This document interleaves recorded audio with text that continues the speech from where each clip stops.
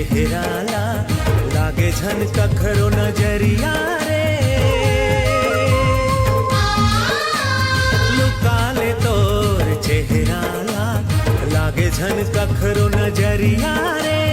दुनिया देखे हो मैं गोरिया दुनिया देखे हो मैं गोरिया नहीं है तोर ले कोनो सुंदरिया रे लुकालो चेहराला लागे झन कखरो नजरिया रे लुकाले तोर चेहराला लागे झन कखरो नजरिया रे लुकाले तोर चेहराला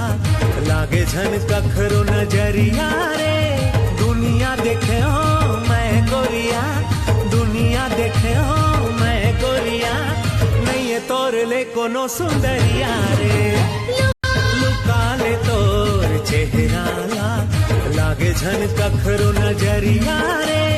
दुनिया देखे हो मैं गोरिया दुनिया देखे हो मैं गोरिया नहीं है तोर ले कोनो लुकालो चेहरा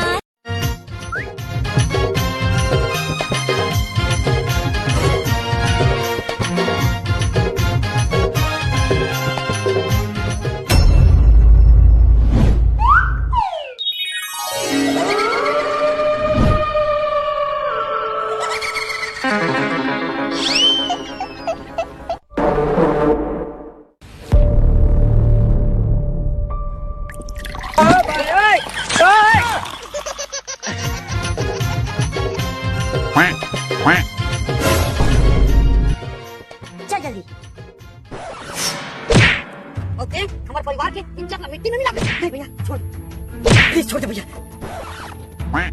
कहाँ रही मैं तो मेकअप करत रही हूँ तो गया बेटे थैंक यू बाबू जान बचाने के लिए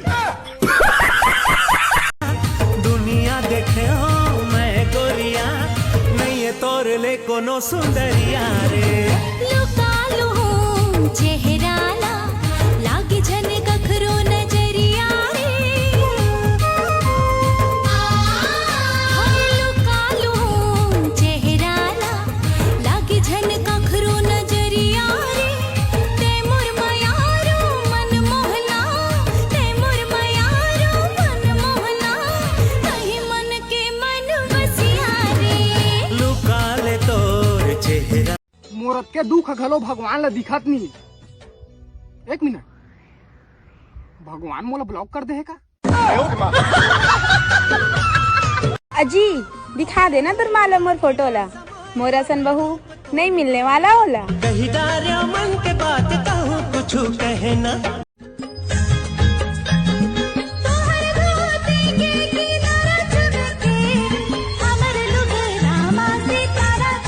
तुहर लुगेरा हमर धोती कोई केरा पान तुहर लुगेरा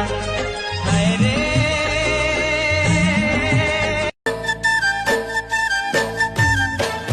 वही मोर सपना हसमन के वही मोर जीव के आधार वही मोर गहना हसपन के वही मोर कोनो सुंदरिया रे लुकालो चेहराला लागे झन कखरो नजरिया रे लुकालो चेहराला लागे झन कखरो नजरिया रे ते मोर मयारो मन मोहना ते मोर मयारो मन मोहना कहीं मन के मन बसिया रे लुकाले तोर चेहराला बोल लवे सुबह 5 बजे उठो लेकिन जिम में है जावा नहीं खाली सिगरेट पी था गुटकला मैं खावा नहीं घर मामूल गाली देते लेकिन मेरी सावा नहीं मोर भौजी काए बतावा न जी दुर्ग वाली बड़की भौजी काहोगे कहाँ न जी नयारो मोर बड़की भौजी अरे जल्दी बतावा न जी